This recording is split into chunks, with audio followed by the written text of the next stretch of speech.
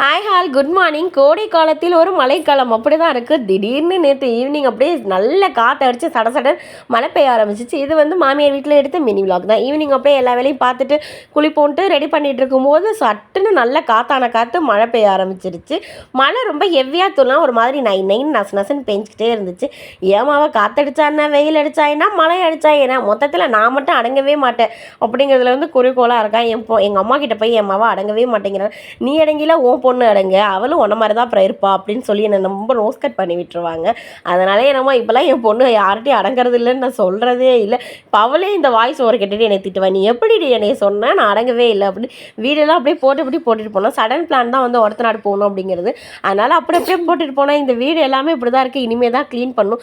இன்றைக்கி தான் வந்திருக்கேன். எப்பொழுதும் இந்த செடியை நினச்சி கவலைப்படுவேன், தண்ணி ஊற்ற ஆள் இல்லையேன்னு. பட் அந்த கவலையை மழை கொஞ்சம் தீர்த்துருச்சு. செடி எல்லாமே வடாமல் அப்படியே இருந்துச்சு. நெக்ஸ்ட் வீடியோவில் பார்க்கலாம். பாய்.